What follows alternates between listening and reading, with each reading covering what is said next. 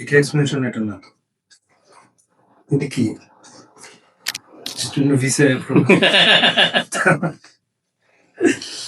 যাক, আপনার ভিসাতে providing principal চলে আসছে দেখলে। পেরেশানি দিতেছি ভাই, প্রচুর পেরেশানি দিতেছে। হ্যাঁ, এখন কি করা যায় ভাই? একটা এক্সপ্লেনেশন লেটার দিতে চাইতেছি আবার নতুন করে। কি এক্সপ্লেনেশন লেটার দিবে? কি বলা থাকে? আসলে তো ইউএসএ রিফিউজালের কোনো এক্সপ্লেনেশন লেটার থাকে না। বারবার রিফিউজাল এর আগে দিছেন, এরপরও জানতে চাই সাথে রিফিউজাল। সাথে জানাইছে যে আমি তো একটা তো কালেক্ট করছি, ওটাও নাকি ভাইয়াকে দেয় নাই। এমনি ইশফাক ভাই কি মনে করছেন কি করা যায়? আমি পিস্টল ভাই, এই একটা ডকুমেন্ট নিয়ে একটা ফাইসলামের সাথে দিছি। মানে আমার ফাইনান্সিয়াল ইস্যু নিয়ে কোয়েরি দিয়ে করা, আমার ল্যান্ড সেল এগুলো না, নিয়ে, এগুলো তো দিবে না ভাই, এগুলো তো স্ট্রং আছে। বা আমার তার ডকুমেন্ট আছে, I-20 আছে, তারপর ওই ভিসা পাসপোর্টের পিছনে স্ট্যাম্প আছে। আরেকজন রিজেক্ট হলে কি এটা কি সুভিনিয়ার বানায় রেখে দেয়? বারবারই জিজ্ঞেস করছে, আমরা একটু বিরক্ত যে রিফিউজাল লেটার কি হবে। ইউএসএ তো রিফিউজাল লেটার ওইভাবে হয় না। স্যার এটা তো ইমিগ্রেশন, বারবার রিফিউজাল লেটার, এইটা দো, রিফিউজালের কজ এক্সপ্রেশন করো, এই জিনিসগুলো চাইতেছে। তখন এটা নিয়ে আমরা একটু আসলে বিরক্ত হই। স্যার এটা তো ইমিগ্রেশনও তো জানার কথা যে ওইখানে জানার কথা তো, মানে 19 ডিসেম্বর ডেডলাইন দিল, আমরা রাতের মধ্যে আবার সব দিলাম। আচ্ছা, ওইখানে বলা আছে যে 10 তারিখ একটা মেইল সেন্ড করছে, তার মানে কি না না 10 তারিখে এটা কোয়েরিজটা দিয়েছে। হ্যাঁ, ওইটাকে আমরা পাইনি? পাইছি। ওইটার আদলে মানে ওনারা বলছে যে আমরা নিউজিল্যান্ড থেকে 10 তারিখে তোমাকে এই এই জিনিসগুলো চেয়েছি, তুমি লাস্ট ডেট 19 তারিখের মধ্যে আমাকে সাবমিট করো, এইটা বলছে। 10 তারিখে তারা রিলিজ করছে, হ্যাঁ, আবার 12 তারিখও আরেকটা কোয়েরি। 12 তারিখে দিছে যে এই এইটা এইটা দাও। আমাকে আবার দাও।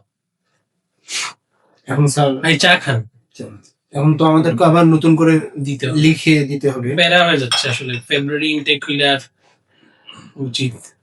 আমার সময় নষ্ট হচ্ছে আর কি, এগুলো টাইট শিডিউল আমি চাচ্ছি না, টাইট শিডিউলে ধরেন ছাড়বো এটা, কারণ চাকরি ছাড়তে হবে ওইখানে ধরেন 1 মাস আগে আমার জানাই দিতে হবে। ডিসেম্বরের পর তো কঠিন হয়ে যায়। তো এগুলো একটা রিফিউজাল এক্সপ্লেনেশন লেটারটা দিয়েন। স্যার ওইটাই আপনার কাছে না, আমরা দোয়া করবো যে যে ডিসিশনই আসুক যেন আমরা 2-3 মাস হাতে পর্যাপ্ত সময় পাই। তো বেস্ট পসিবল ট্রাই করা হচ্ছে ইশফাক ভাই, যাতে একটা পজিটিভ কিছু আসে। হিসেবে আপনার এক্সপ্লেনেশন লেটারটা দেখেন। এক্সপ্লেনেশন লেটারটা আমরা ওদের আদলেই একটা ডেভেলপ করার চেষ্টা করছি। এটা এক্সপ্লেনেশন লেটার না তো। এটা কি?